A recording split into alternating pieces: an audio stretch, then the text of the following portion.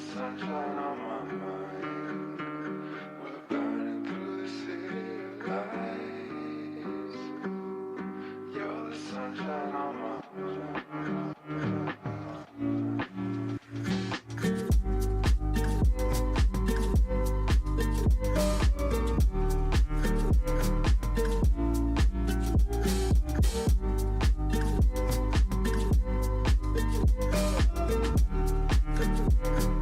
Burning through the city lights.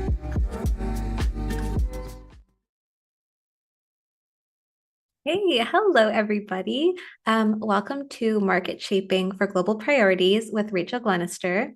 So, Dr. Glennerster is the president of the Center for Global Development, and she has an extraordinary background in global development, previously serving as chief economist at the Foreign, Commonwealth, and Development Office and the Department for International Development in the UK. She's also served as executive director of JPAL, where she helped to establish Deworm the World. Dr. Glennerster has leveraged randomized trials to address critical issues across democracy, health, education, and women's empowerment. She has also written extensively on strategies to stimulate innovation, promote more equitable access to vaccines, and improve responses to crises such as Ebola and COVID-19. So I could go on, but instead, let's kick things off. I'm Frances. I'll be your MC today, and Dr. Glennerster will in a few minutes deliver her talk, after which we'll have around 20 minutes for questions. So if you do have questions at any point, you can submit them through the Swapcard app, and you can also vote on questions, and I'll try to prioritize the most popular ones at the end. So now please join me in welcoming Dr. Glennerster.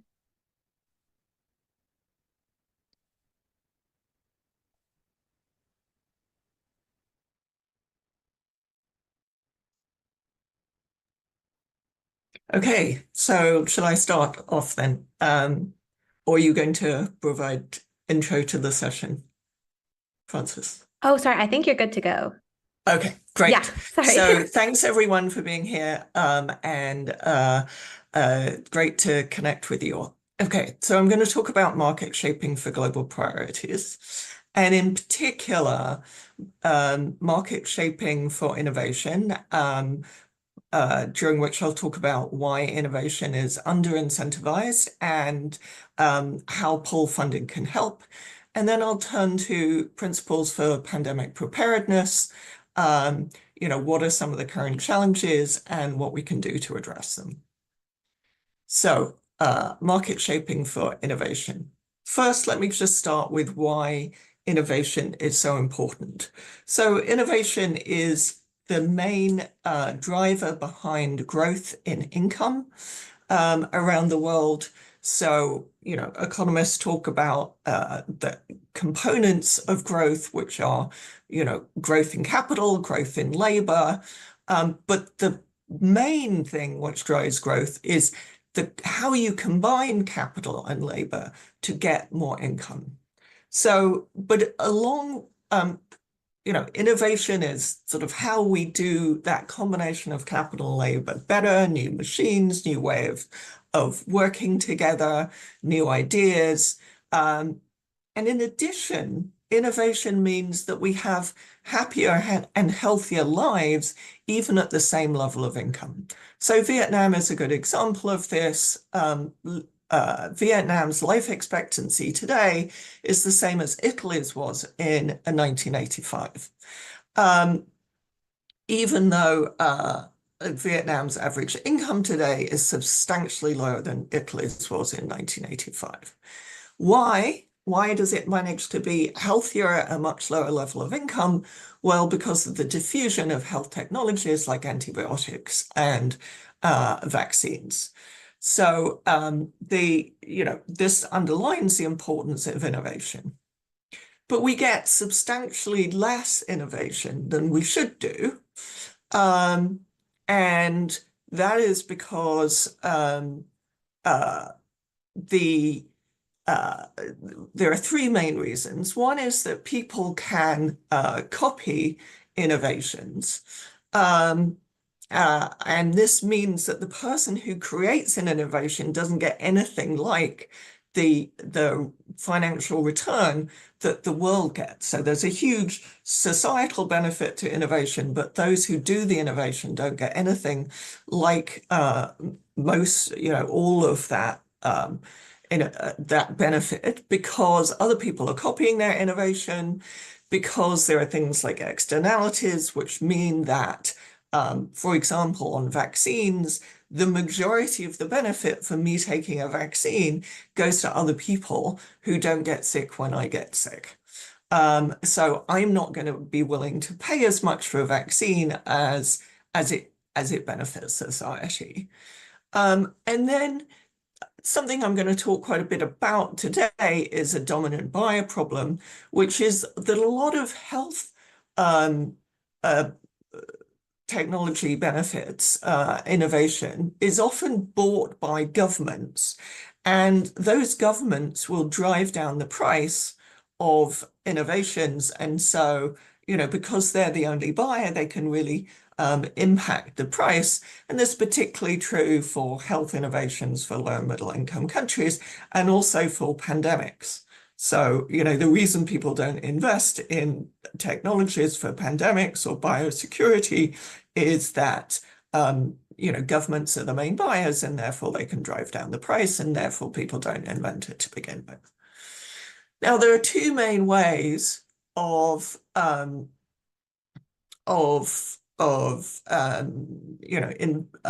promoting innovations. One is paying for inputs, and that's called push, and it's things like research grants and R&D tax credits.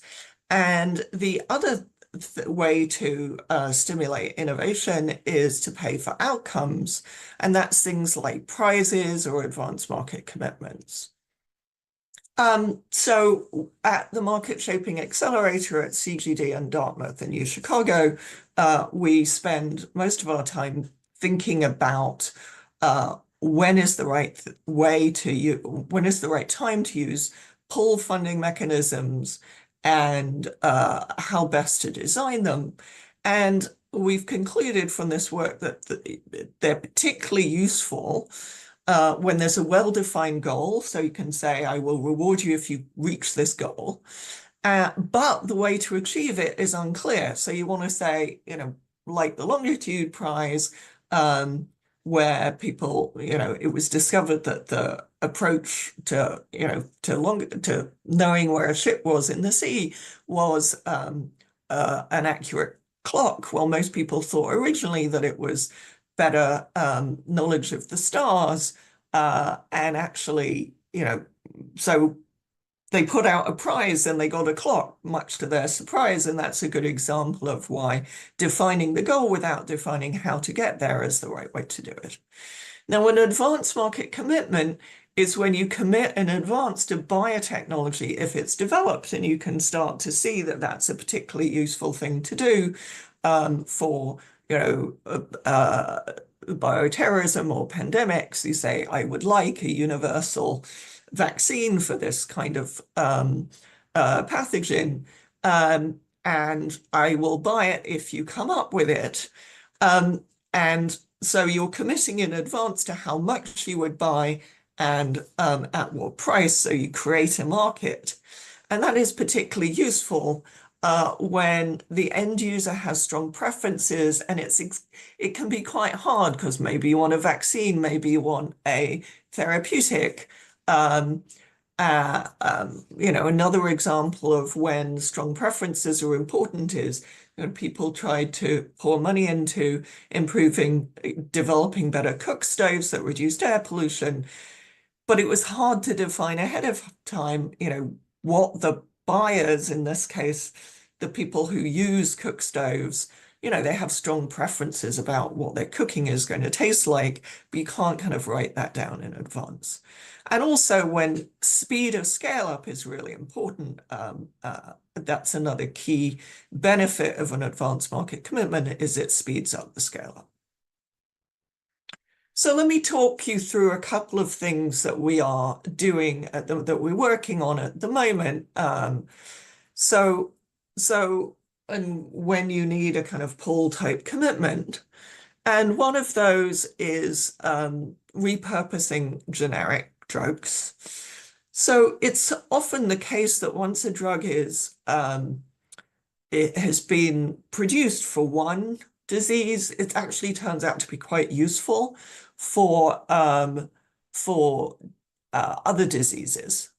So, for example, aspirin was invented for headaches, but turned out to be great for heart disease. So now, if you discover that a drug is good for an alternative purpose, while it's on patent, you can do the trial, prove that it's good for that purpose, and get your patent extended. But once a drug is off patent, there is absolutely no incentive to investigate whether it works for other purposes. And you may remember that during COVID, it was actually discovered that there were some existing off-patent drugs that were useful, but that was done through an NHS trial. So there were no commercial, big commercial trials of things for once we were in COVID for coming up with uses of drugs in a pandemic context. And it's estimated that a lot of good opportunities are not being investigated. And one solution is to pay developers based on the benefits of the new drug and how much it gets used. And that in other words, if you invent the new, or you discover the new use for it, it doesn't actually have to be you that sells the generic. But if anyone uses the generic for the new purpose, you get a reward. And that really leverages private information that a lot of pharmaceutical companies have about what their drugs might be useful for. And it really focuses them on looking for the drugs that have the biggest impact, because you tie the reward to how many dollars they save. And this chart just shows that people find a lot of new uses for drugs before they're off patent, but once they're off patent, nobody's looking for the benefits. Another example of stuff that we're working on is neonatal sepsis, a diagnostic for neonatal sepsis, which kills 400 to 700,000 infants a year. And it's the lack of so we have a diagnostic, but it takes 48 hours to tell you whether you have sepsis, and the kid dies within 24 hours if they have sepsis. So it's really not doing its job. And the other, as well as finding children who have sepsis that are currently being missed, a lot of children are given antibiotics even though they don't have sepsis.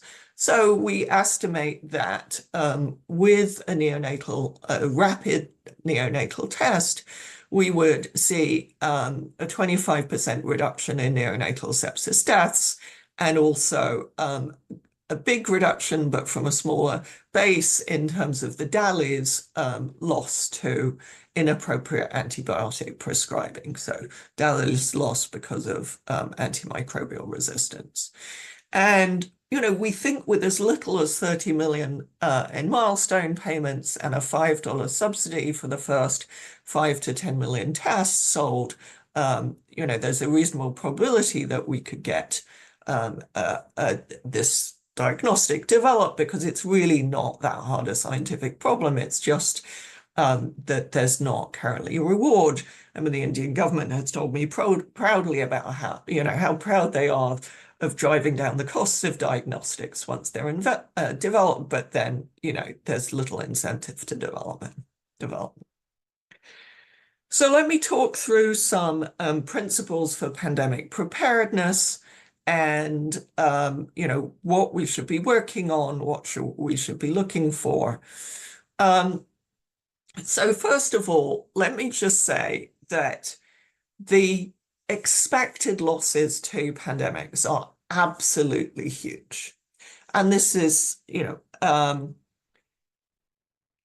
you'd think having gone through COVID-19, um, we would think that, we would recognize this, but unfortunately our behavior since has suggested that we don't really understand these numbers.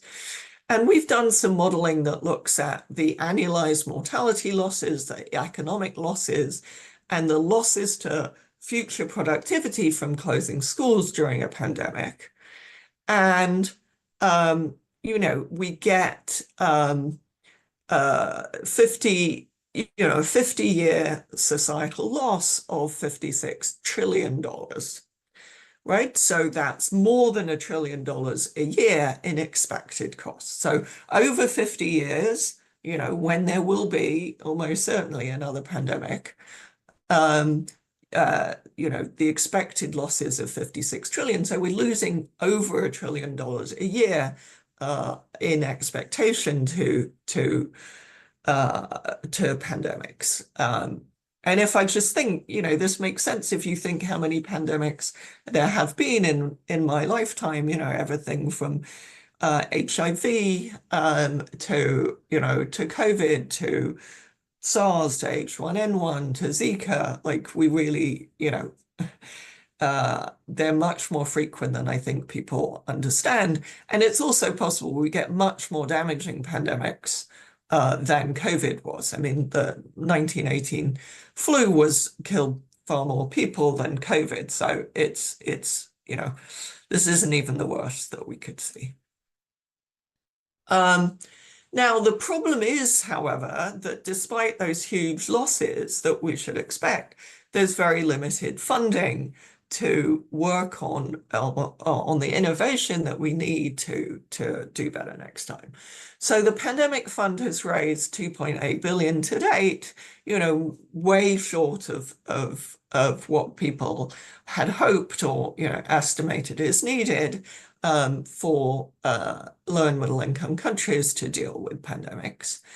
But also, there have been very big cuts to global health financing recently, a big cut in WHO budgets, and also to the R&D investments that the US was making in things like mRNA technology that could be extremely helpful, both to a zoonotic pandemic, but also for biosecurity, because one of the key benefits of an mRNA is a vaccine is that you can scale it up very fast and you can develop, a response very fast. Now, it won't necessarily work for all pathogens, but if it happens to be something that it's relevant, but that's one of the things we should be investigating is what kind of diseases can mRNA vaccine technology help with, and that's exactly an area that has recently been cut.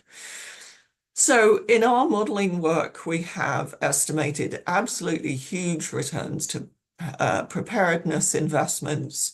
For example, a universal coronavirus vaccine would have 1.5 to 2.6 trillion in benefits, compared to just the standard sort of COVID era boosters that we have at the moment. And the advanced vaccine manufacturing capacity, what do I mean by that? I mean, the ability to be able to scale up manufacturing of vaccines rapidly is 500 billion in social value, we estimate. And again, that would be useful whatever the cause of a future pandemic, whether it be kind of natural or a tweak to, done for malicious purposes. So a second, a second principle or proposal is problem and proposal. The solution is that pathogens really contribute unevenly to the risk of pandemics. So if you go back and look in history about which some colleagues of mine have done, Chris Snyder and Sebastian and other authors have looked at past pandemics and looked at the share and, projected forward what this could mean in the future. And, taking out, for example, if you look far enough back, you will start seeing, pandemics from bacteria, which we can now deal with. But, taking that aside, looking forward and estimating, what are the viruses that have caused the most problems, or what are the diseases that have caused the most problems? Flu is really up there. It's very frequent. It comes back with a debilitating, mutation, and has been the cause of a lot of pandemics. Coronaviruses are also driven a lot of pandemics. But in addition, we asked experts where future pandemics would come from. And this graph is the result of that, and it suggests that we have, the experts think that flu is very likely, coronavirus is likely, but then an unknown virus is the third most likely cause of expected pandemic outbreak. So I think it's really important to prioritize investments to address the largest risks, and you get large risks when things spread very quickly, which is respiratory pandemics. So a third problem is sort of the unevenness with which we respond to pandemics. So during COVID, we managed to get vaccines in the UK much more rapidly than in low and middle income countries. And I was working in the British government at that time, and colleagues were advising the US government. And, and things like warp speed were incredibly effective in getting the innovation that we needed and the scaling up that we needed. And something like 3/4 of the delay in getting vaccines to low and middle income countries was because they contracted with vaccine manufacturers much later. And once you contract, you get money to the manufacturers and they can expand production, and therefore it benefits everybody in the world if you get money to the manufacturers quickly. And we have been working with the World Bank to, we talked to a lot of low and middle income countries during COVID and encouraged them to do what the UK was doing and expand manufacturing capacity before we knew whether the vaccines would work, because the return to getting them early was just so high. So while the US and the UK bought at risk, i.e. they gave money to the manufacturers to expand well before they knew whether the vaccine would work, and our estimates at the time suggested that was really beneficial for low and middle income countries, particularly middle income countries, to do. They couldn't do it because they couldn't borrow at risk to do it. And so we've been working with multilateral development banks so that they could access multilateral development funds to do exactly what the UK and the US did last time. And we think that that could make a huge difference. This is not through, this is coming up to the boards of at least the World Bank probably next year. So we really need, to continue the work to try and make sure that we allow low and middle income countries to do the techniques that we did last time. Okay. Now, there's a problem of, it's not just vaccines. I spent a long time talking about vaccines, but there are a lot of other countermeasures that you could do. You could have masks, you could have therapeutics, you could have advanced vaccines that cover, future threats that you don't even know about. Like, I'm not a scientist, but, have heard about some solutions like that. But some of these are very specific to specific threats. And what we can do now is invest in countermeasures that provide benefits across a range of different threats. Like if you think that respiratory threats are going to, a particular problem, we could be doing things like testing air filters in schools and hospitals to see how much they reduce respiratory attacks now and respiratory spread now, and that could help with future respiratory threats, even though we don't exactly know what respiratory threat is. Colleagues at Stripe are thinking about, can we get a universal respiratory vaccine? So in conclusion, we have a number of thoughts about market shaping for global priorities. One is we just need to, do innovate. We need to do much more innovation and make sure that that innovation is tied to the needs of the main global threats, the ones that have huge social benefits to having innovation. And that's not our current, I can speak more in question and answer of why it is that our investments in innovation are not going to the areas of most need. And we think pool funding can accelerate innovation in areas where it's particularly needed. And then on pandemic threats, both from nature and from man mucking around with nature, we need to focus on the largest risks, enable countries to borrow at risk, and support pathogen agnostic countermeasures. But there are many more things, but those are the three that I've picked out. So I'm going to stop sharing now and open to questions.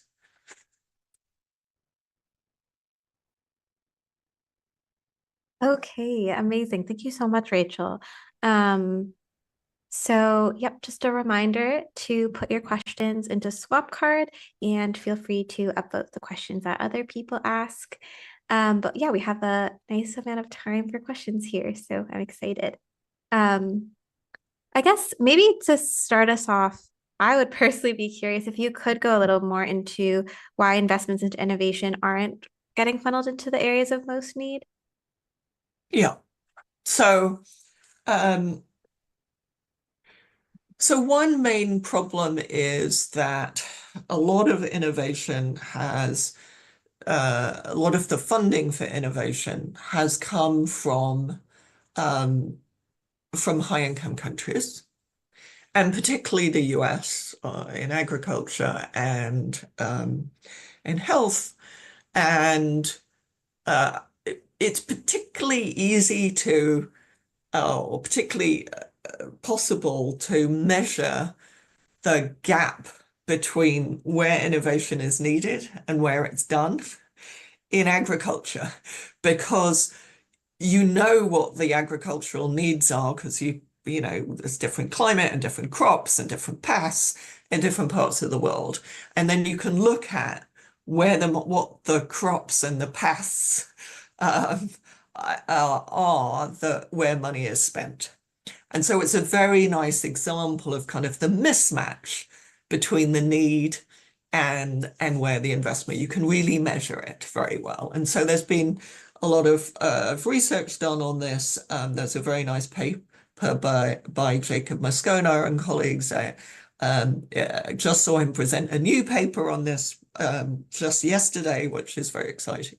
Anyway, they show that you get much more of the investment going on crops that are found in the US or pests that are found in the US. Even if you take the same crop like maize, the pests that you get in the US get a lot of work, and the pests that are done in low and middle income countries.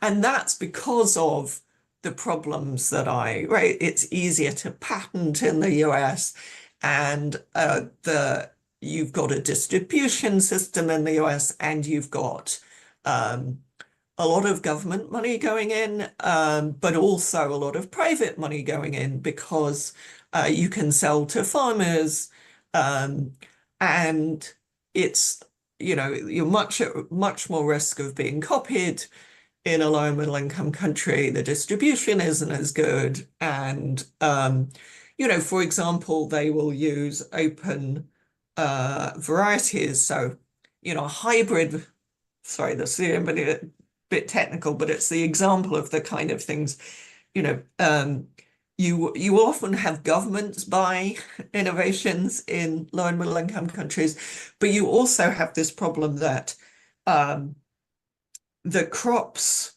that you buy in the US stop working after a year, so you have to keep buying it again. Mm. Whereas in a lot of Africa, people reuse the seed. So it's if you come up with a new better seed that is then multiplied and sold from farmer to farmer, I as the innovator don't capture that. But we ought to be rewarding people for a race seed that can be replicated by farmers that will spread really easily and you don't have to rebuy. But it's hard, you can see, to do that in the market system. So you need some additional benefit to innovators who come up with open pollinated varieties that are much better. Yep. Okay. Yeah, it makes total sense. Yeah, thank you And for. in health, it really is the problem that, in the US, you can make money because the government isn't buying most of the drugs, but and isn't squeezing down the price, but normally, it's governments that buy it and they drive down the price, and then there's no money to be made. Mhm. Yeah. Okay. Makes sense. Daunting problem, but totally. Um, okay. So I have a question here that I thought was interesting. People are kind of wondering about how AI comes into this. I mean, the specific question here is how can market shaping strategies be leveraged to design and scale AI-powered products that address poverty? I'm wondering if you have thoughts on that. Yeah, so let's take the example of in health. AlphaFold is really generating a lot of innovative new ideas and could potentially come up with responses to a lot of the neglected diseases that we have. And it's quite, it can be cheaper and more accessible. And therefore it should, there's a lot of promise there. But I was talking to some people at Google about this, and the problem is that, even if they came up with something that was good for a low and middle income country, someone's got to take it through trials. And that's really expensive. And so you get back into the market failure problems of who's going to pay for the trial when the price will be driven down and it'll be hard to recoup the cost of the trial. Well, you could do a centralized thing where you say, I centrally are going to pay for investigations into these neglected tropical diseases, and then we'll and also pay for the trial and whatever. But that means somebody centrally kind of picking which is the best group to do the trial, which is the best group to do the AI or to look into these. And I would much prefer something where we, gave an advanced market commitment to say, well, it might well be that AI could help solve the neonatal sepsis diagnostic, because part of the problem is coming up with what's the right collection of indicators that you look for in the blood to see that there's sepsis in it. So it's one of these things that sort of different combinations and permutations, and AI could maybe help us come up with that. But you still got to do the reward.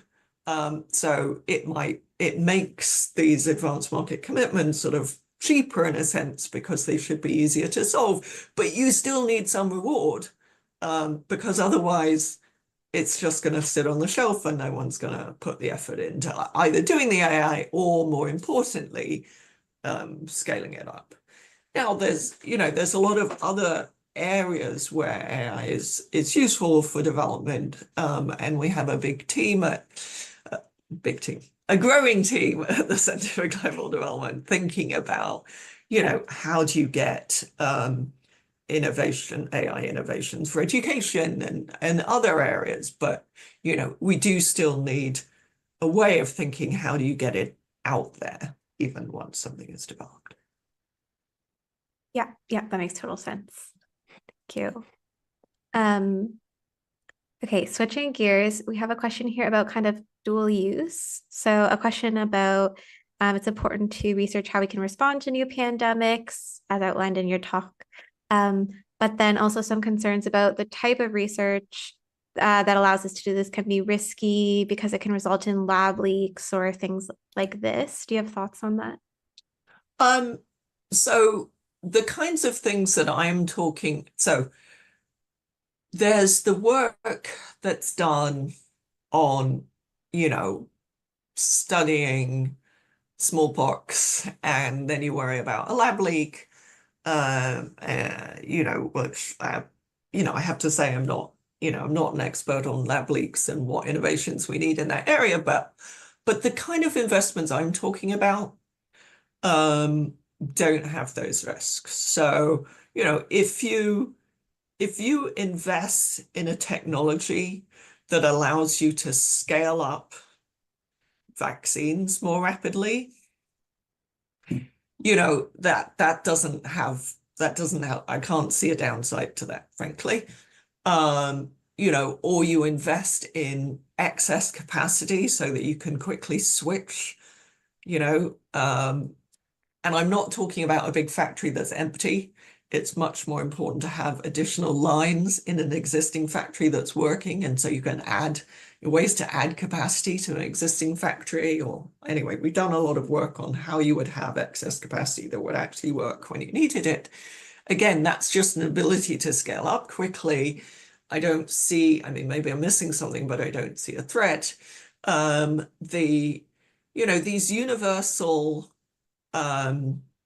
these universal vaccines or universal therapeutics, which a team in Germany has been working on, they are responses to rather than investigating the original pathogens and how you could adapt them. So I think, I don't know as much about some of these technologies, which, because I'm not a scientist, about, things, some of these universal systems are about how a cell, they're not about flu specifically there, but how do we get, our human cells to respond to threats, be better at warding off germs coming into them of any kind, right? So those sort of mechanisms for boosting our immune response, maybe you could, in learning about that, you learn how the immune response can be tackled too. But I think, it's much more likely that we're going to learn how to find a better way to respond to them. And as I say, that doesn't mean that I'm not worried about lab leaks. It's just the things that I'm putting forward, I don't think are going to lead to that. Yeah, totally. It's like the small subset of research that deals with those like dangerous pathogens It's a different question and not my expertise, but Yeah. I read enough that I'm glad somebody is thinking about it. Yeah, as long as someone's, totally.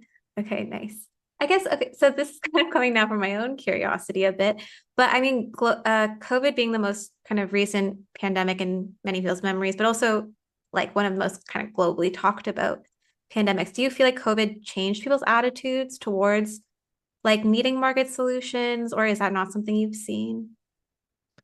What's absolutely devastating for someone who was, we all lived through it. It was all devastating for all of us.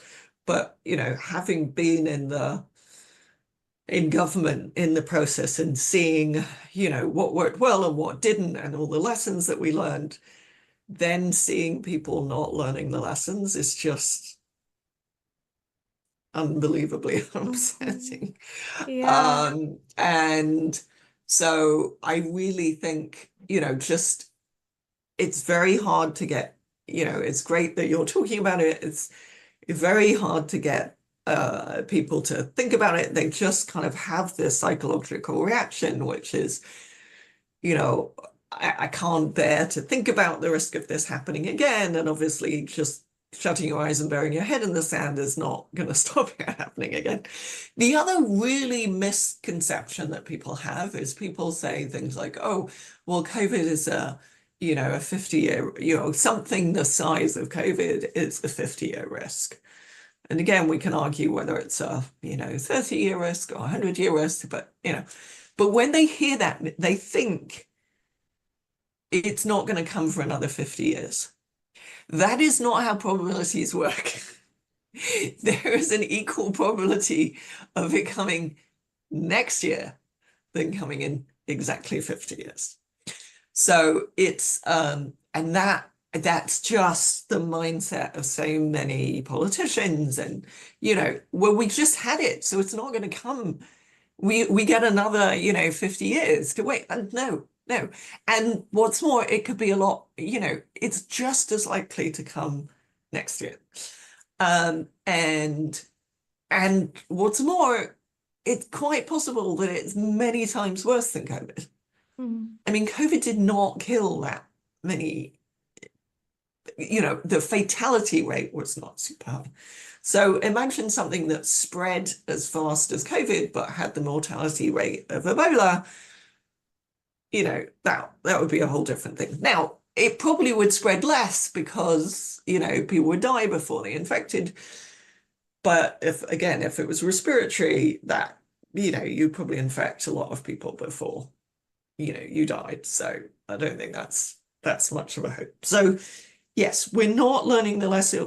People are just not focusing on it. I mean, this is part of the problem with our policy environment, is that people focus on the immediate and not the important. Which is one of the reasons that I think it's really important. I mean, this is a bit of a digression, but it's so important to have separate development agencies than, they're rolling them into foreign policy, because there's always immediate foreign policy problems. And we really need these separate institutions that worry about the long run, which I guess EA people know all about. Yeah, totally. I mean, yeah, that's the hope. And then this is why a lot of people, I think, are so excited about CGD, like, and your work, like looking into this stuff. But yeah, disappointing to hear. I was hoping for maybe like I mean, okay, so let's have a little bit of hope. I think there was a lot of scientific learning, and there are good groups out there with good ideas. They are not getting the funding that they need compared to the risk. And as they say, I think, some institutional change. I'm optimistic that if we keep pushing, we will manage to get changes in how the multilateral development banks work on this. Why am I obsessed with the multilateral development banks in this context? They are the only ones with enough money to do anything at the scale that's needed. Right? It's just, this was what we were saying from day one of COVID, was you've got to, WHO or Gavi or whatever, you have to be working with the World Bank, because, or the multilateral development banks, because they have the funding. And you can't get just gifts of money to deal with a global pandemic, because, the rich world is dealing with their own needs, and they're not going to fund something for Brazil and Indonesia and China and India. I mean, they just don't have the money. But the multilateral development banks do. Because they use a small amount of money to then borrow from the markets, and they do billions of dollars of loans all the time. Okay. Yeah. Yeah, that makes perfect sense. I mean, that kind of ties into one of the questions here where we're talking about these big institutions, but do you have ideas around what individuals can do? And if there are individuals who don't want to go into like a more academic role for their career, maybe, is there action you'd recommend? Yeah. Um, so I think, there's continuing to work on this, as I say, there's a lot of exciting, scientific areas on pandemics, but also on, agricultural innovations for low and middle income countries, health innovations. I mean, there's so much work to do. Um, you know, there's challenges about funding. There's also on the economic side, we're a team working on this, but there's been relatively, there's a lot of people working on development, but a relatively small number of people working on this. Industrial organization is the part of economics that does this kind of work, but both theory and empirical. And so, there's a lot of big questions about how you design these market shaping innovations as taking specific challenges like we've been doing and saying, like, how do you design it? Because it's not, for example, it's not always an advanced market commitment.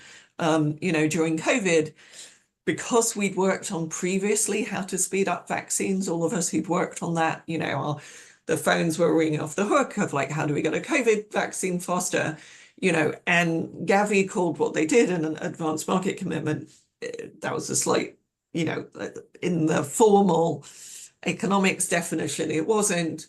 But we said that's not what you need in this case because we looked at the economics of it. So just to say there's a lot of economics about this, taking particular problems and figuring out what's the best way to stimulate innovation. And sometimes it is a grant and a push funding, and sometimes it's pull funding, and sometimes it's a prize, and so there's a lot of work there.